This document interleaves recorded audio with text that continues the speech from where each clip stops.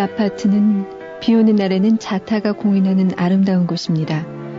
세네 강변, 안개 낀 런던. 안 가봤지만 비교도 안 됩니다. 비가 오면 안개 낀 아파트는 안개 때문에 203동 밑만 보인답니다. 안녕하세요.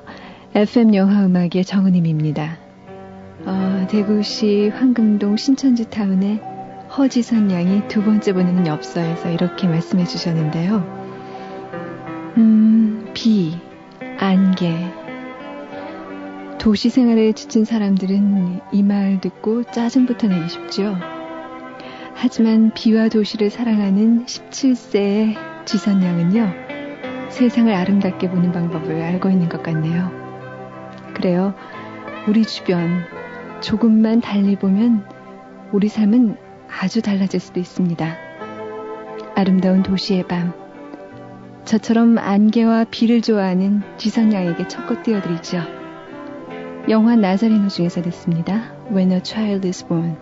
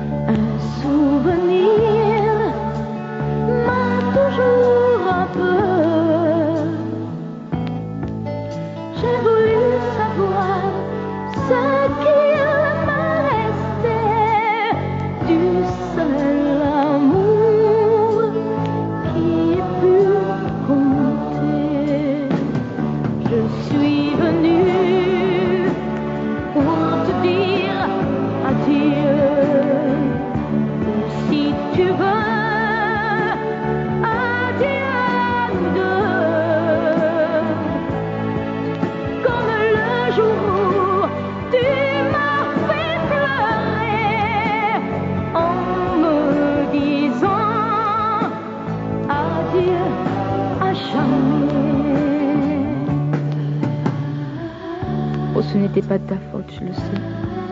Je sais tout ce qui a dû se passer, allez. Ton père et tout ce qu'il a pu te dire. Tes études à finir, ton service, ton avenir. Et puis cette fille n'est pas pour toi. Aujourd'hui, tu es heureux. Tout est bien qui finit bien, quoi. Mais qu'est-ce que j'ai pu t'aimer, toi? J'avais 16 ans. 16 ans. On ne vit pas sans se dire adieu. On ne vit pas sans mourir un peu. J'ai voulu ce soir arrêter le temps de dire adieu mes 16 ans.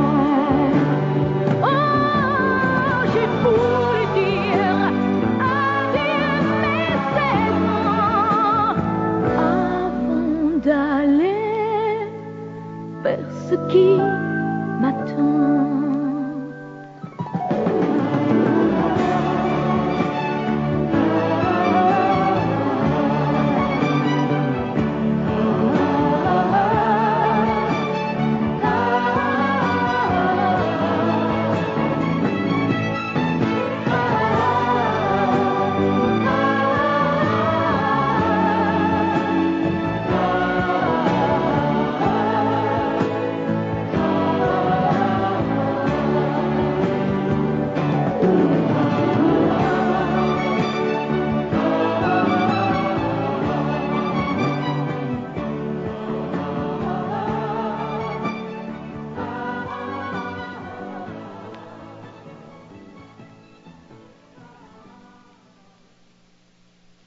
영화 나자리노 중에서 On ne vit pas sans se dire adieu.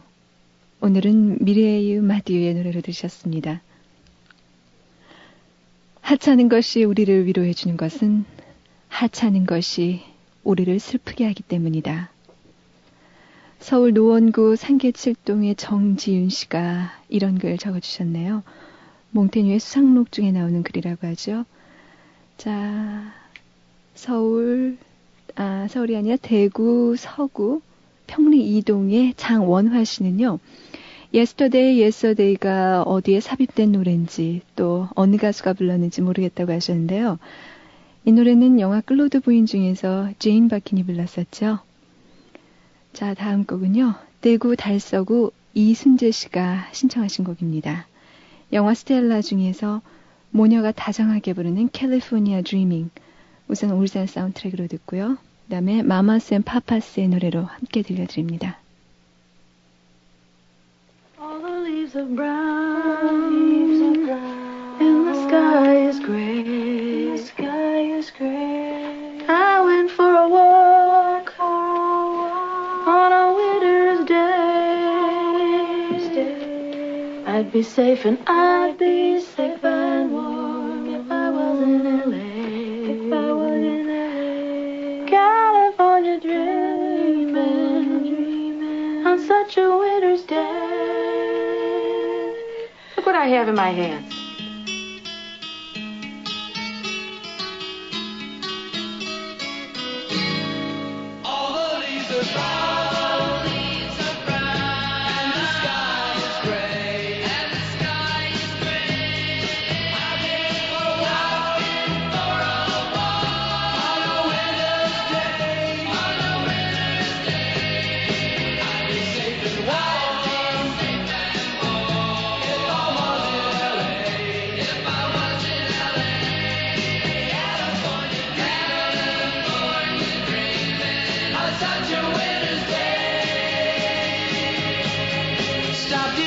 Church I passed along the way. Well, I got down on my knees and I pretend to pray. You know the preacher like to call. He knows I'm gonna stay.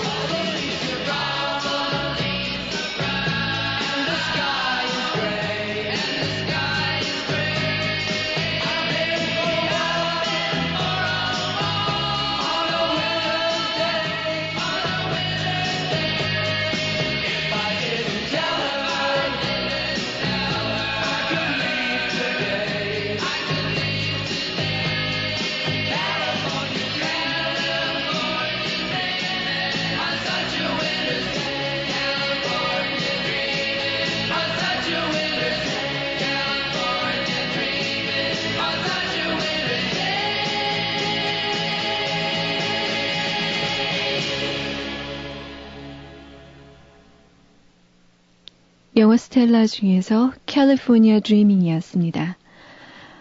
오늘 새 영화 소개해드리는 시간이죠. 오늘은 말콤 X가 준비되어 있습니다. 기대해주세요. 사춘기는 벅찬 그리움.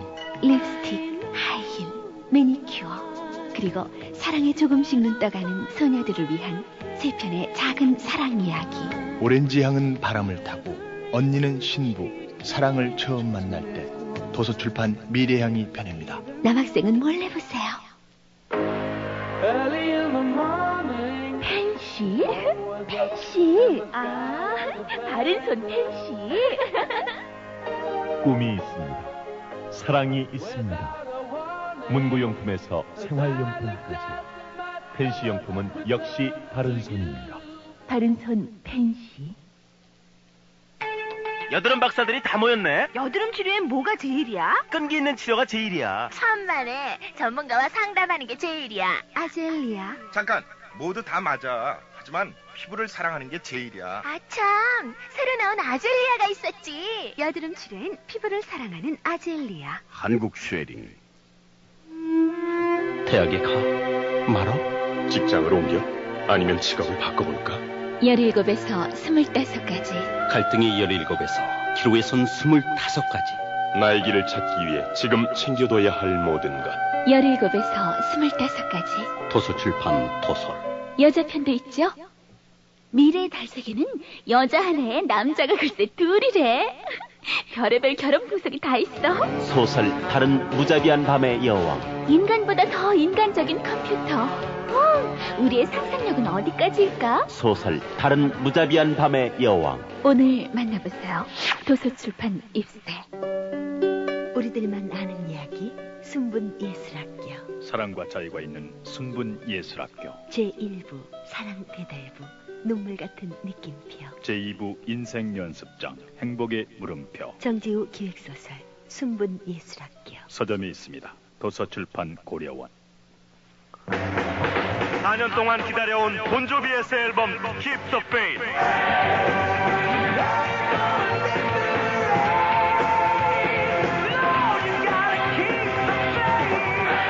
지금 폴리그램에서 그들과 만나십시오. 폴리그램. 맥가이버 배원성입니다. 저는 요즘 머리 아플 때 스파맥을 먹습니다. 효과 좋죠? 휴대용 포장이라 간편하죠. 두통, 치통, 생리통에 새로 나온 스파맥. 이제 두통엔 일양약품 스파맥입니다. 20살 치곤 너무 평범하다고 생각지 않으세요? 지금 바꿔보세요. 에피야. 20살 감성의 파운데이션 란제리. 사랑의 피너스. 세계를 침묵시킨 범죄의 공포. 미스테리의 거장 토머스 에리스가 그린 양들의 침묵. 감동을 증폭시킨 또 하나의 소설 레드 드래곤. 화제 베스트셀러 양들의 침묵. 레드 드래곤. 서점에 있습니다. 도서출판 고려원. 새로운 라면을 만든다는 건 쉬운 일이 아니지. 하지만 내가 어렸을 때 할아버지께서는 맥을 이어야 한다고 말씀하셨어. 엄선된 원료와 기술, 나만의 영감. 그래, 맛으로 해냈어. 이 새로운 라면은 라면 맥이라 불러야지. 라면의 맥은 삼형이 이어야 해. 얼큰한 햄맛, 라면 맥. 피로가 몰려오는 이 시간, 뭐 상큼한 거 없을까? 맞아, 레모나. 피로회복 기미 주근깨 비타민C 레모나. 상큼해. 자기 전에 레모나 하나. 내일 아침엔 개운할 거야. 경남제약 레모나. 정말 상큼한데? 소설 토정 비결을 아십니까? 네, 힘과 희망을 주는 소설이죠. 소설 토정 비결이요? 한국인이라면 읽어야 할 책 아닌가요? 전 감동으로 밤을 꼬박 샜어요. 선도의 대가 토정 이지함, 그 목소리가 들려온다. 소설 토정 비결. 도서출판 해냄.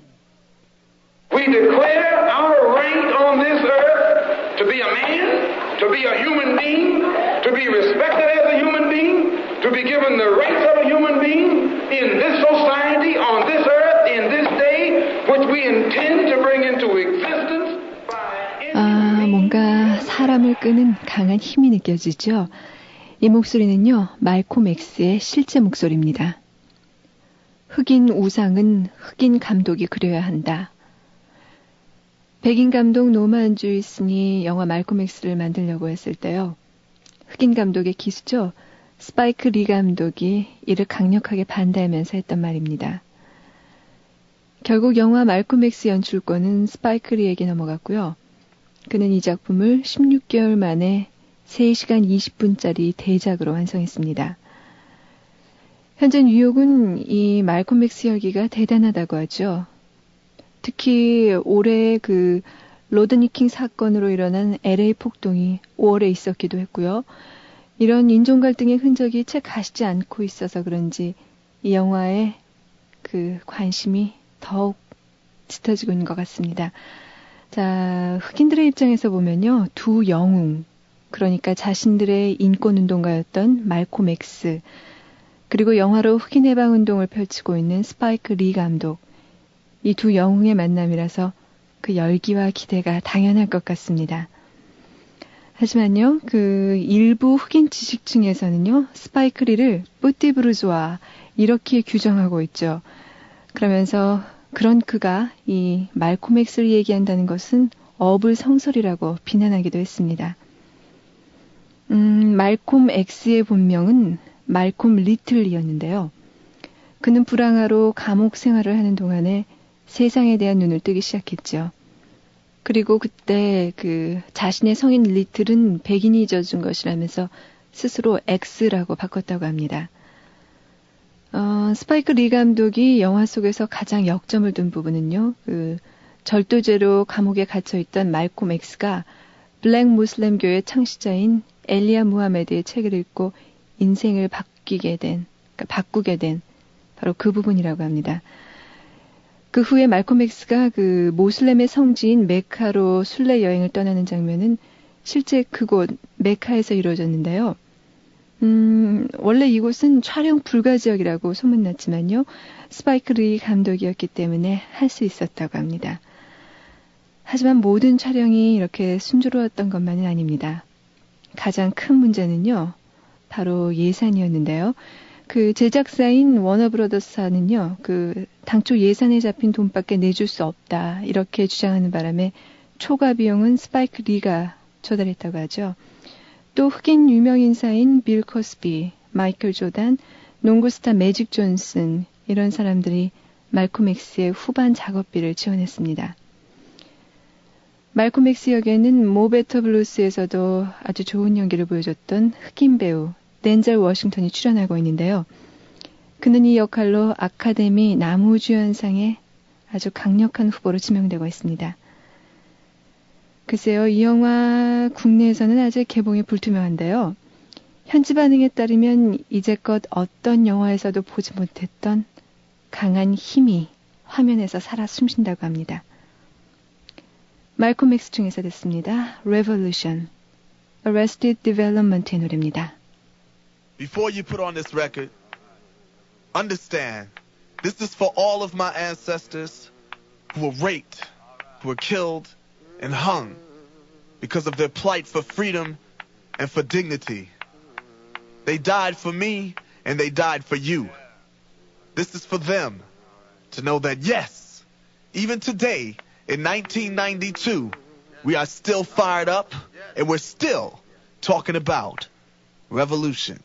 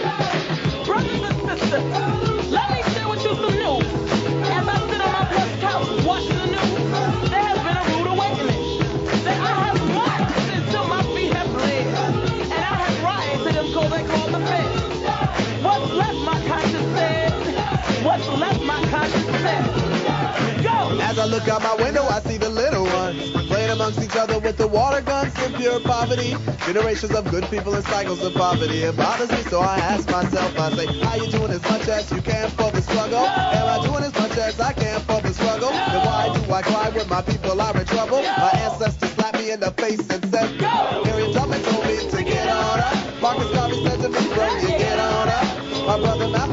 meet our neighbor. It ain't like we never seen blood before. Come on, let's talk revolution now.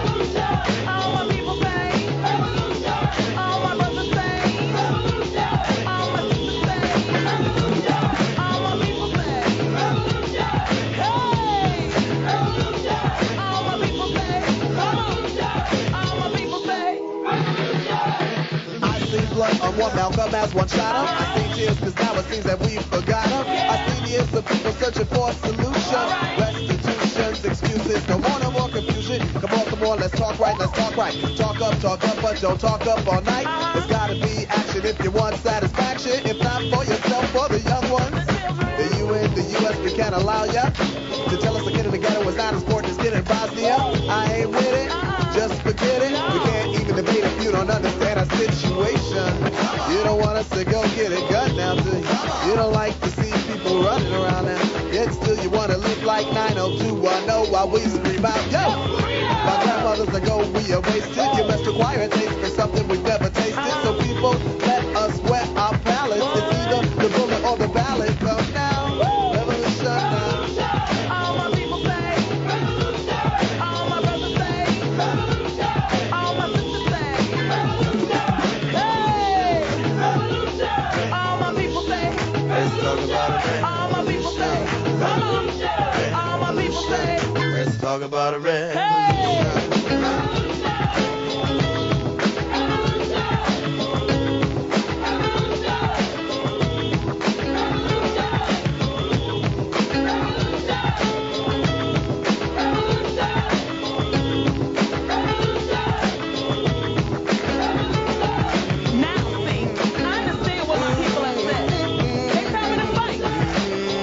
for the answers to what's there. For Harriet Tubman, Moon Organization, David Walker, the Black Panthers, Kwame Nkrumah, Marcus Garvey, James Hickman, Revolution.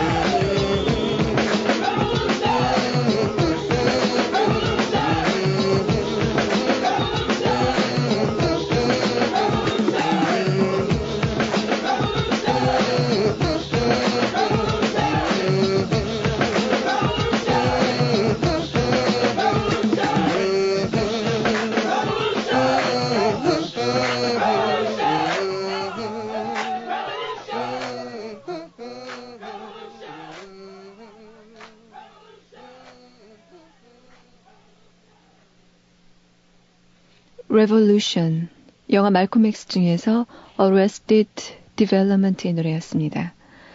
자, 다음에 소개해드릴 새 영화는요, 마담 보바리입니다. 마담 보바리는 프랑스 사실주의 문학을 대표하는 고스타프 플로베르의 소설이죠. 이 소설을 프랑스의 히치콕, 이런 별명으로 불리우는 프랑스 서스펜스물의 귀재, 클로드 샤볼이 영화로 만들었습니다. 그런데요, 클로드 샤볼 감독이 이 소설을 영화하겠다 이렇게 말했을 때 주위에서는 모두 말렸다고 합니다. 이제껏 그가 보여준 작품 세계와는 너무 동떨어지는 그런 스타일의 영화다. 이것이 그 이유였는데요. 이에 대해서 감독은 이렇게 말했죠.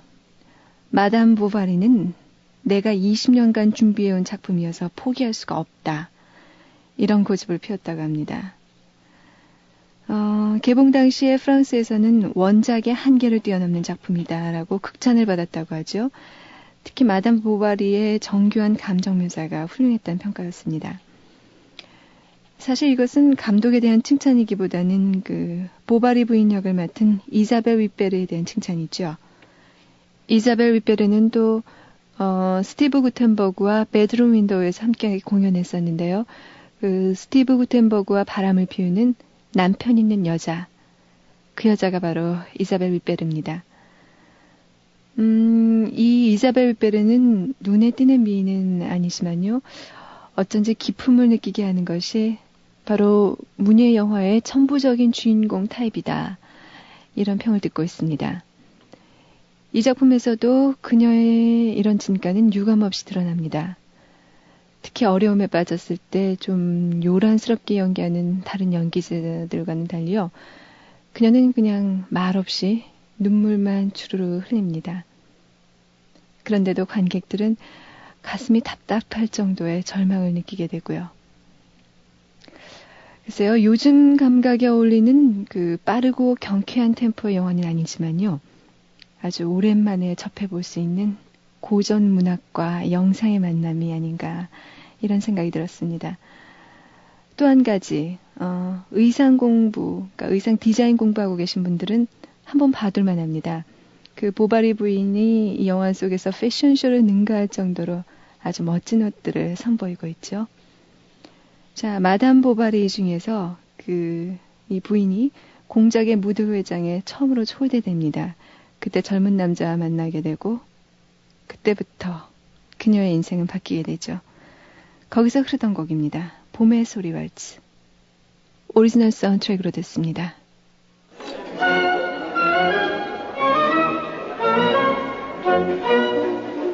Madame, permettez-moi. Ah, monsieur, je ne sais. Je ne suis guère versée dans la valse. Mais je vous guiderai, vous verrez, vous vous en tirerez très bien.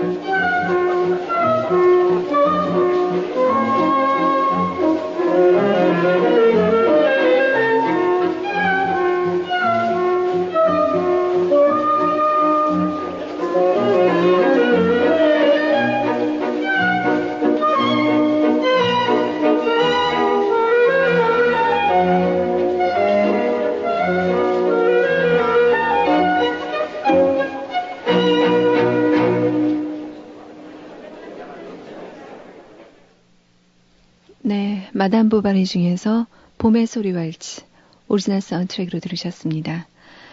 자, 매주 이 시간에 정성일 씨 모시고 영화 속의 숨은 얘기들 그리고 영화를 보는 방법들 함께 얘기해보는 시간입니다.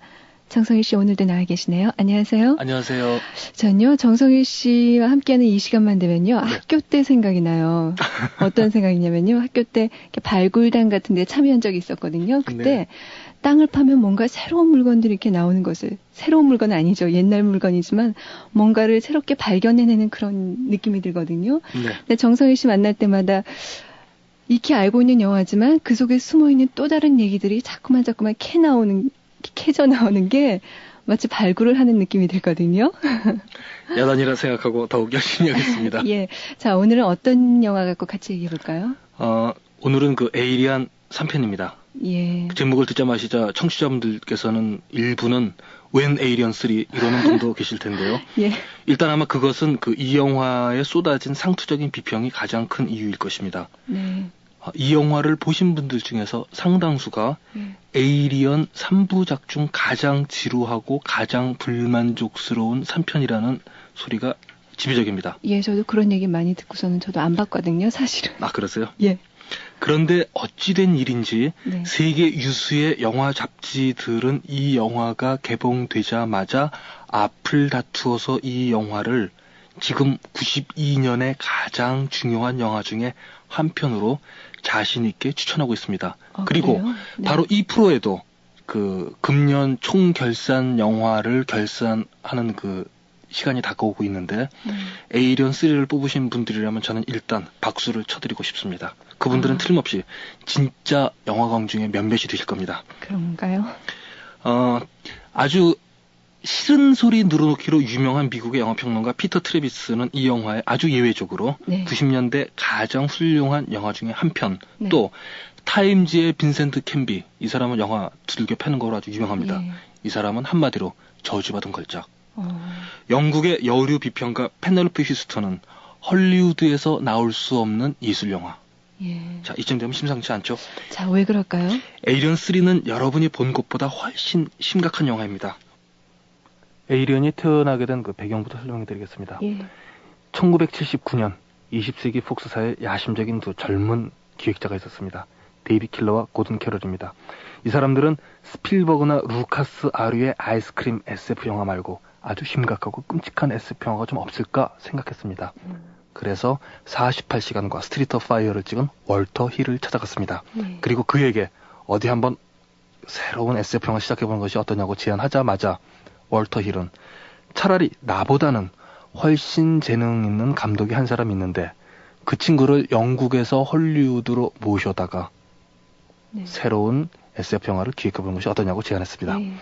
그 감독은 79년 칸느 영화제에서 비평가상을 받았고, 그리고 그 영화로 대결자라는 영화의 그 제목으로 80년대를 가늠할 만한 신인이라는 평가를 받아낸 바로 그 리들리 스캇이었습니다. 이 리들리 스캇은 이 영화를 완성하였고, 그러자마자 곧 에이리언은 80년대 SF 영화가 나아가야 할 방향을 제시하였다는 평가를 받았습니다. 개봉되자마자 1979년 흥행 5위에 올라섰었고, 또 이로 인해서 80년대는 소위 이야기하는 포스트 모더니즘 논쟁이 제기되었습니다.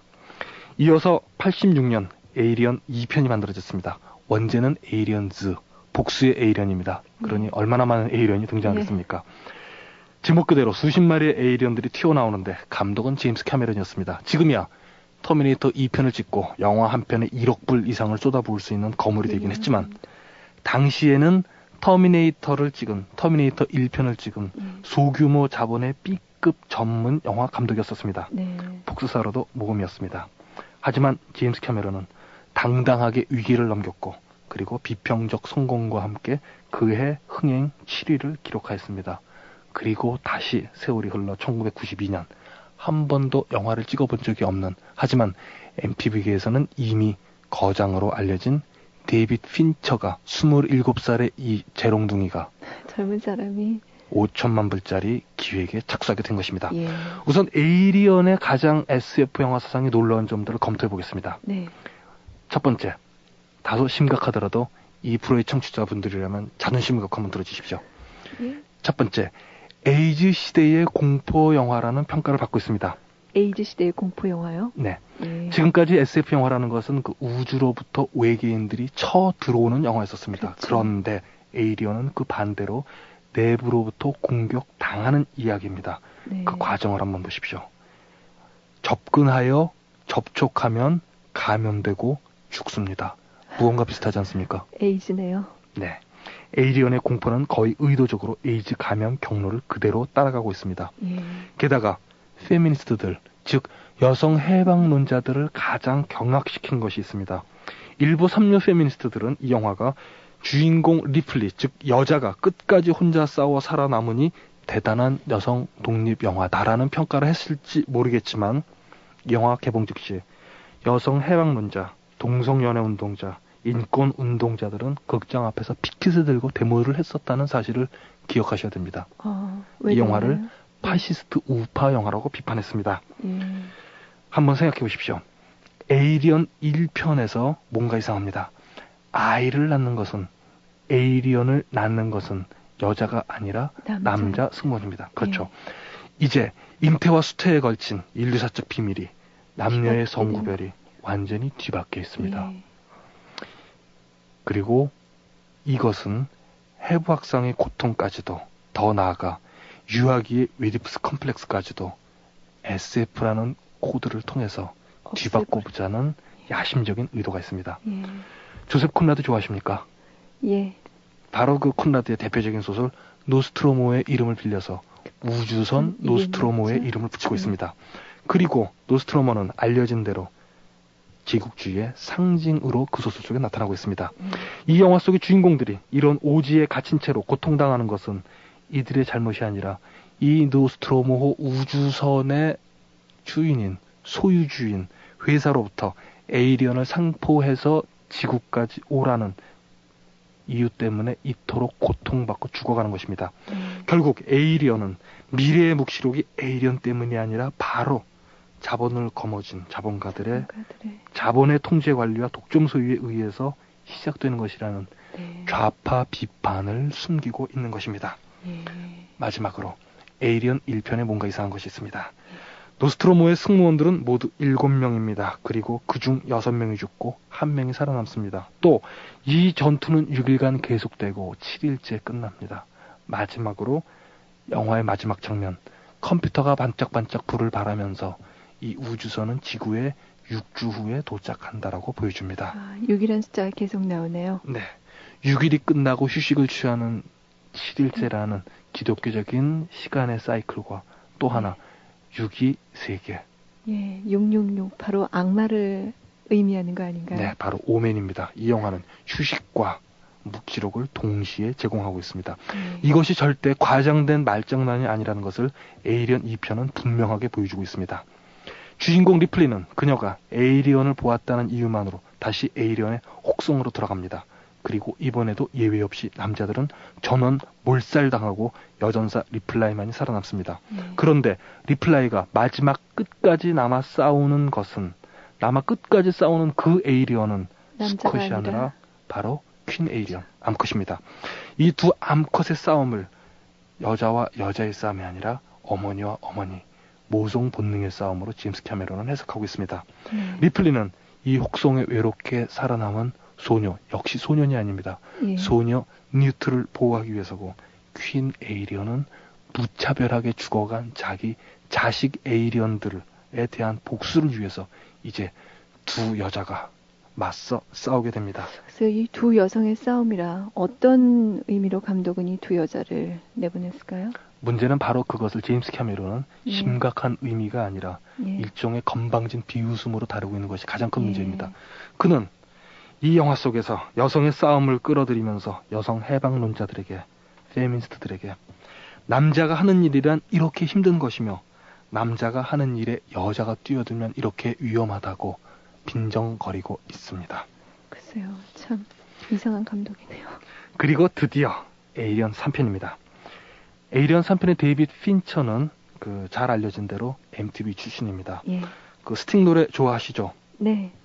그 스팅의 잉글리시맨 인 뉴욕이라는 흑백 MTV를 찍어서 혜성같이 데뷔하였고, 이어서 마돈나의 보그, 빌리 아이들의 LA 워먼, 또 폴라 압둘의 스트라이트 업을 아주 경이적인 카메라 워크로 보여줌으로 인해서 곧 그는 감독이 될 것이라고 수많은 잡지가 지목했었습니다.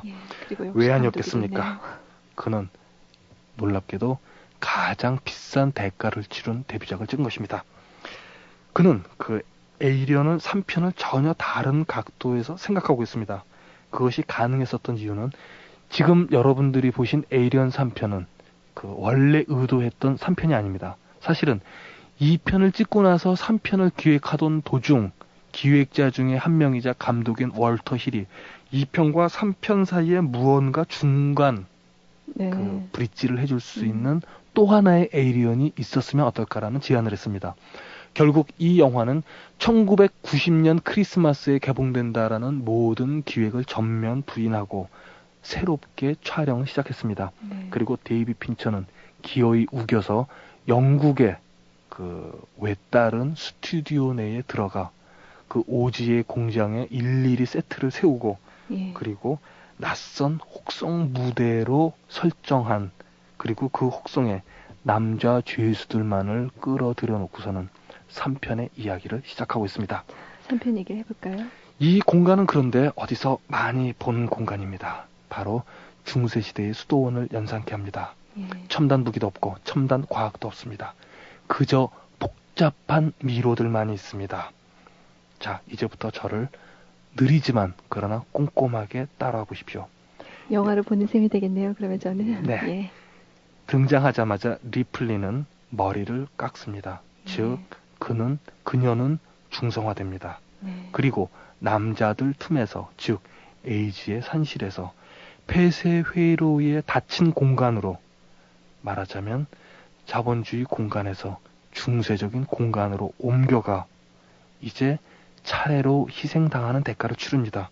즉 이 영화의 가장 아킬레스의 건이라고까지도 불리우는 대목, 부시시대에는 열악한 복지 원조 시설 때문에 수많은 열악한 희생자들을 만들었습니다. 네, 미국 경제 상황이라든지 사회 상황이 말이죠. 네, 맞습니다. 조지 부시 대통령을 말씀하시는 거죠, 네. 방금? 예. 그리고 에이리언 3편은 바로 이런 열악한 복지 원조 속에 마치 감금당하듯이 살아간 하층민들, 이민 세대, 흑인들을 슬쩍 빈정거리며 끌어들이고 있습니다. 바로 여기서 위험한 퀸 에이리언이 등장합니다. 그런데 최근 헐리우드 영화들을 한번 생각해 보십시오. 마이클 더글라스와 앤 아처와 글렌 클로즈가 등장한 위험한 정사 에서부터 바로 최근의 요람을 흔드는 손까지 이 가족을 붕괴하기 위해서, 이 커뮤니티를 붕괴하기 위해서 찾아오는 것은 언제나 낯선 여자들이었습니다. 역시 여기에도 낯선 암컷 퀸 에이리언이 찾아옵니다. 그런데 신기한 것은 시리즈물들을 한번 생각해 주십시오. 80년대에 만들어진 13일의 금요일에서 나이트메어까지 모든 시리즈물들의 위험한 존재는 남자입니다. 네, 그렇죠. 바로 남자와 여자라는 것을 이 영화는 복수로 끌어들여서 에이리언 3편에서 그 시리즈들을 소위 최근 영화 비평들이 사용하는 용어, 상호 텍스트와 인터텍스츄얼리티를 시키는 것입니다. 그들은 그리고 거기서 끝까지 싸웁니다. 그런데 아무도 회사 때문에 살아남지 못합니다. 영화의 맨 마지막 장면은 중세가 끝나고 자본주의가 시작된다고 알립니다. 그런데 더 이 영화를 흥미진진하게 만드는 것은 리플리가, 이 영화 속의 주인공 리플리가 처음으로, 시리즈에서 처음으로 남자와 관계를 맺습니다. 그런데 관계를 맺는 것은 두 사람의 사랑에 교하는 남성을 상징하는 주사기에 의해서 마약을, 번역 자막에는 회복제라고 되어 있는데 저는 마약이 회복제라는 얘기는 또 처음 들어봅니다. 그 마약을 리플리에게 투입하면서 당신은 나를 믿습니까? 하자 리플리는 네 라고 대답하면서 관계를 맺습니다. 그런데 두 번째 마약 투입을 하기 위해서 리플리에게 이 의사가 주사기를 들었을 때 리플리를 보호하는 것은 놀랍게도 퀸 에이리언입니다. 두 번째 마약 투입 장소에 퀸 에이리언이 나타나자마자 그 의사의 목을 잘라버립니다. 그리고 여기 에이리언과 리플리 사이에 기묘한 유대 관계가 생겨납니다. 리플리가 에이리언의 새끼를 임신함으로써 서로 묘한 유대 관계가 생겨나는 것입니다. 이것을 일부 평론가들 중에서는 동성연애, 즉 레즈비언의 코드로 읽어내는 평론가들도 있습니다. 더욱 이해하기 어려운 것은 마지막 장면입니다. 이 임신한 채 에이리언을 안고 용광로로 뛰어드는 것이 영화의 마지막 장면입니다. 물론 프리미어 같은 잡지에서는 그 에피소드를 소개하면서 영화를 끝내고 우리 좀 쉬러 가지 하고 데이비 핀처와 모든 스태프진들이 보러 간 영화는 바로 터미네이터 2편이었다고 합니다. 그리고 마지막 장면을 보면서 벌어진 입을 그 데이비 핀처는 차마 다물 수가 없었다고 합니다. 아니 우리가 베꼈단 말인가, 시나리오는 우리가 먼저인데라고. 그런데 그것보다도 터미네이터 2는 그저 용광로에 뛰어드는 것인데 이 영화를 다시 한번 비디오로 훑어보십시오.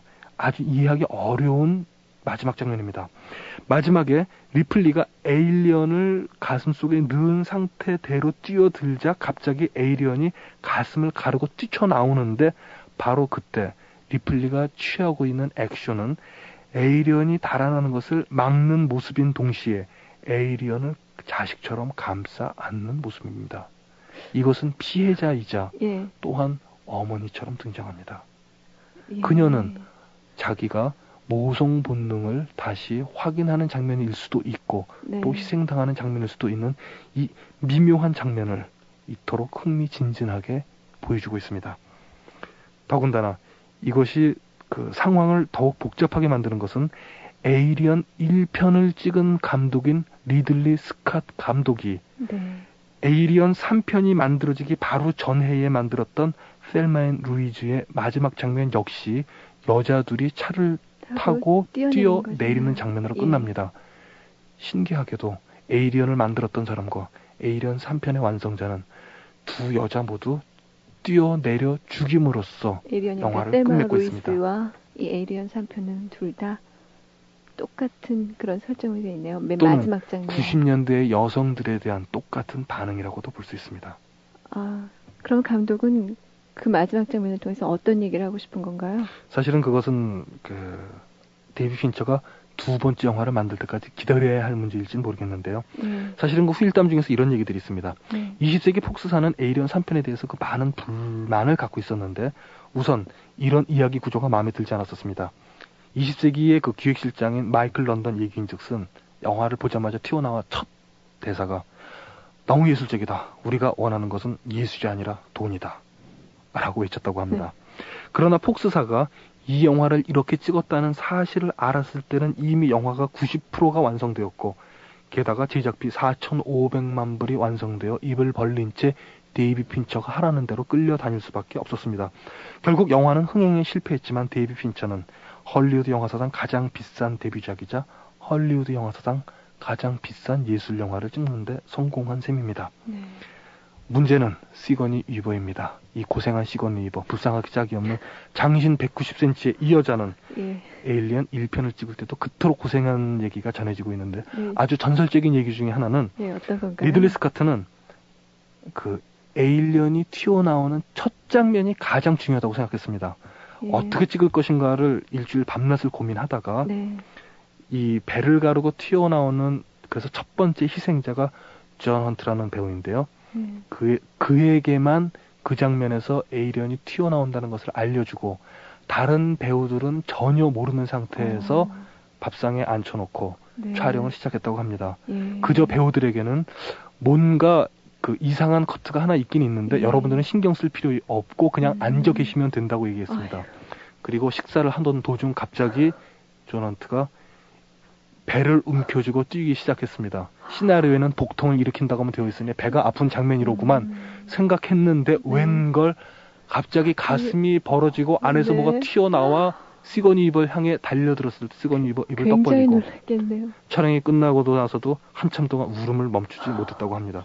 그런데 고생은 이것뿐이 아닙니다. 에이리언 3편의 고생에 비한다면 이쯤은 약과입니다. 데이비드 핀처는 마지막 장면에 철봉에 매달리는 장면에서 시거니 위버에게 좀 더 생생한 표정을 원했습니다. 결국 계속 NG를 내던 데이비드 핀처는 철봉에 매달리라고 하더니 아래 있는 안전장치를 모두 치웠고 그리고 지상 12m 높이에서 정은님 씨 혹시 그 체력장에서 매달리기를 몇 번 하셨습니까? 저요 다 했어요. 그러니까 만점을 받았어요. 매달린 채로 온갖 설명을 한 후 15분 후에야 촬영을 시작했습니다. 15분? 밑바닥은 12m입니다. 떨어지면 그 즉시 골결상입니다. 그러면 15분 이상을 계속 매달렸다는 셈이에요? 그렇죠. 그리고 촬영이 끝나고 나서 데이비드 핀처 그 표정이 중요했어요. 아주 라는 말 하고서는 지나갔다고 합니다. 믿어지지가 않네요. 끝나고 나자마자 시거니 위버에게 달려들어 기자들 에이리언 4편에도 나올 예정이십니까? 하자 시거니 위버 웃으며 이제 제가 나갈 다른 영화가 나와 있나요? 라고 대답했다고 알려드립니다. 원래 에이리언 4편은 금년 가을에 개봉될 예정이었으나 에이리언 3편의 흥행 성적이 너무나 형편없어서 결국 무기한 연장되었다곤 하지만 폭스사는 에이리언을 시리즈화할 것만은 틀림없다고 약속했습니다. 자, 어떻게 죽은 시거니 위버, 죽은 리플리가 살아날 것인가? 그러나 여러분 걱정하지 마십시오. 헐리우드에서 죽은 배우 살리는 것쯤은 아무 문제도 아닙니다. 자, 저도 한번 에이리언 3를 비디오로 구해서 한번 봐야겠네요.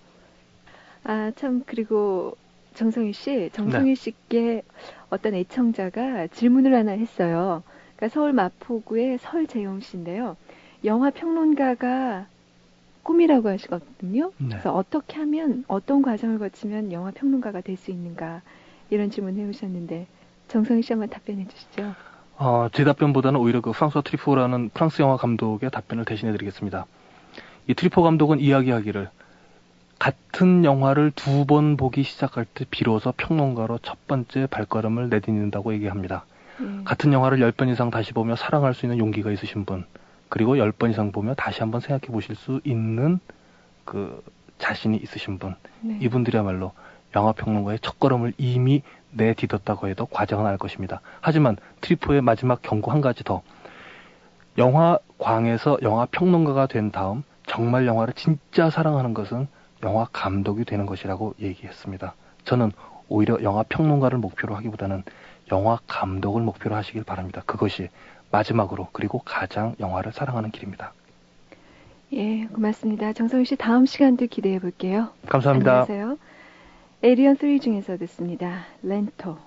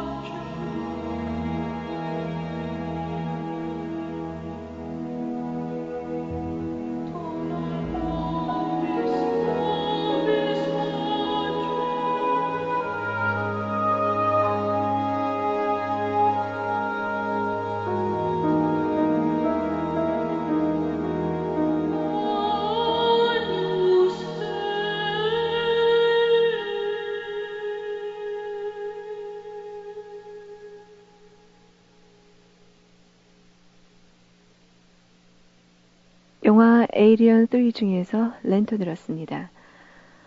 경기도 성남시 수정구 태평 2동에서 정에리자 씨. 오늘 생일이시라고요. 생일 축하드립니다. 에리자 씨는 댕싱 히어로 아주 감명 깊게 보시고 그중에서 곡 한 곡을 신청해 주셨네요. 자, 저에게 예쁜 카드를 보내주신 서울 강서구의 박정혜 씨도 함께 들어주세요. 도리스 데이가 부릅니다. Perhaps, perhaps, perhaps.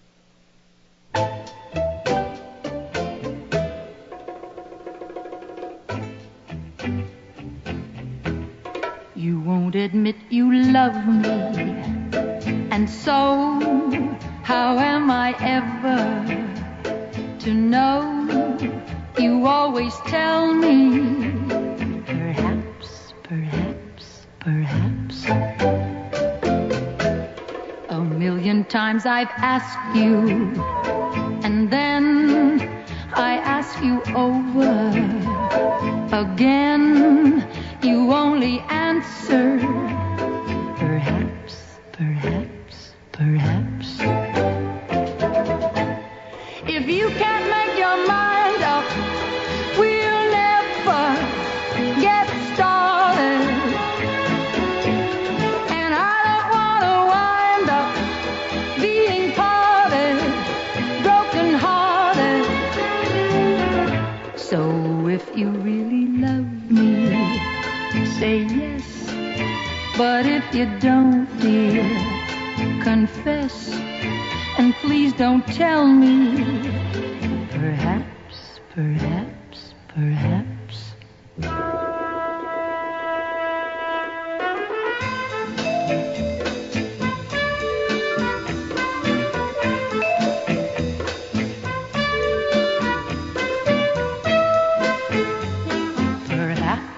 Perhaps, perhaps. If you can't make your mind up, we'll never get started. And I don't want to wind up being parted, broken hearted. So if you really love me, say yes. But if you don't, dear, confess, and please don't tell me. Perhaps, perhaps, perhaps, perhaps, perhaps, perhaps, perhaps, perhaps, perhaps.